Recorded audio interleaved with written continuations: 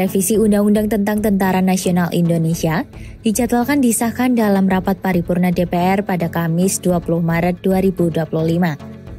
Revisi ini mencakup beberapa perubahan signifikan, mulai dari koordinasi institusi, operasi militer selain perang, hingga penempatan prajurit aktif di jabatan sipil. Perubahan struktur dan koordinasi TNI revisi pertama terlihat pada pasal 3 ayat 2 yang mengubah koordinasi strategis TNI dari Departemen Pertahanan menjadi Kementerian Pertahanan. Penjelasan terkait peran Kementerian Pertahanan dalam perencanaan strategi, anggaran, serta pengelolaan sumber daya pertahanan tetap dipertahankan. Namun, klausul yang menyebutkan TNI berada di bawah Departemen Pertahanan di masa depan dihilangkan.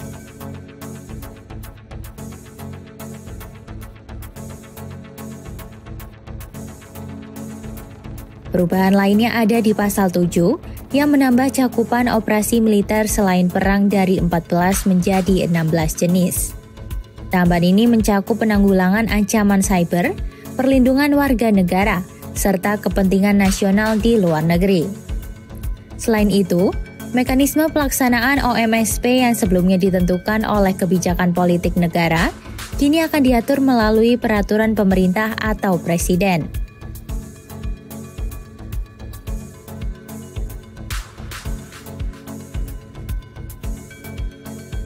RUU TNI juga merevisi pasal 8 hingga 10 terkait tugas masing-masing matra.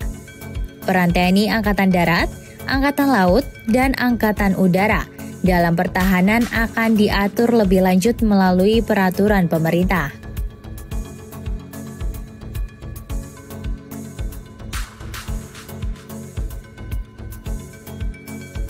Salah satu poin kontroversial dalam revisi ini adalah perubahan pada pasal 47 yang memperluas peluang prajurit aktif menduduki jabatan di 15 kementerian dan lembaga negara.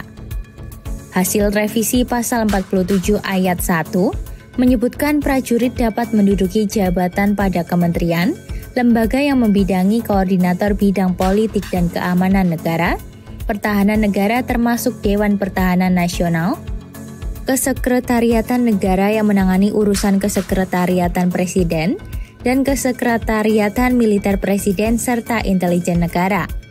Lainnya, prajurit dapat pula menduduki jabatan di kementerian, lembaga yang membidangi cyber dan atau sandi negara, lembaga ketahanan nasional, pencarian dan pertolongan, narkotika nasional, pengelola perbatasan, penanggulangan bencana, penanggulangan terorisme, keamanan laut, Kejaksaan RI, dan Mahkamah Agung.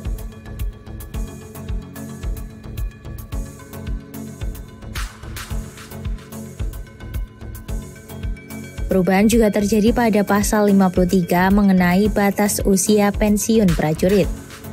Dalam aturan baru, Bintara dan Tamtama dapat bertugas hingga usia 55 tahun.